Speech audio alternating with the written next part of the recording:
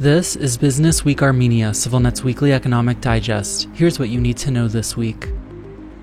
Armenia's gross domestic product expanded by 8.7% last year, according to official figures published this week, marking the country's second consecutive year as the fastest-growing economy in the region. Armenia's surging economy continues to be fueled by massive inflows of capital and labor from Russia and soaring trade between the two countries, including a vibrant re-export business. Armenia's trade topped $20 billion for the first time last year, including more than $7 billion in trade with Russia. While Russia continues to be Armenia's largest trade partner, the United Arab Emirates dethroned Russia as Armenia's top source of foreign investment last year, marking a major shift for Armenia, whose economy has long been dominated by Russia and where Russia continues to control a number of major enterprises, particularly in energy. In addition to trade, Armenia's construction, information technology, and services sectors all grew by double-digit figures last year, while agricultural and industrial output each remained largely stagnant. Last year's economic growth comes on the heels of a record 12.6% expansion the year before, also largely on the back of trade with Russia, the world's most sanctioned country. Though Armenia's economy remains the smallest in the region in nominal terms at about $23.4 billion, 2 years of strong growth have allowed it to surpass both Azerbaijan and Georgia in terms of GDP per capita, which now stands at about $8,200.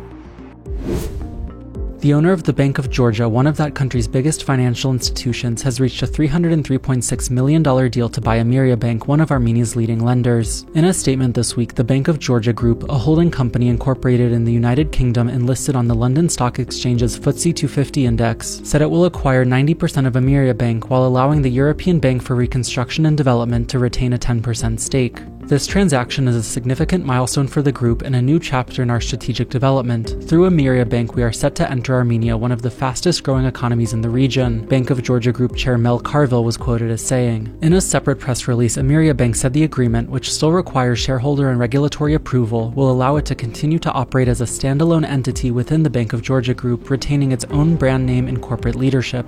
Ameriabank is one of Armenia's largest banks, with total assets at about $3.4 billion, compared to the Bank of Georgia Group's $11.7 billion. At present, Ruben Vartanyan, the billionaire businessman and philanthropist who is currently in detention in Azerbaijan, is Ameriabank's single largest shareholder, owning 48.8% of the lender through a trust fund. Amid swirling speculation in Armenia that Azerbaijan may have somehow pressured Vartanyan to sell off Ameriabank, a close political ally insisted this week that Vartanyan has nothing to do with the deal. No shareholder has the right to make decisions on such issues single-handedly. Talks on the possible sale of the bank began back in 2022, Mesrop Arakelian said. Vartanyan, who briefly served as Nagorno-Karabakh's prime minister, was detained last September after the local government collapsed. The news of Ameriabank's acquisition comes just 2 weeks after the United Kingdom-based financial giant HSBC said it will sell off its Armenian subsidiary to Ardchin Bank, one of Armenia's biggest lenders, also pending regulatory approval. That deal, the value of which has not been made public, will leave Armenia with no Western commercial banks. The ratings agency Fitch said last week it expects Armenian banks' credit metrics to remain better than historical averages for at least 2024 to 2025, citing continued immigration and capital inflows from Russia. At least $7.5 billion has poured into Armenia from Russia since Russia's full-scale invasion of Ukraine 2 years ago, according to official figures.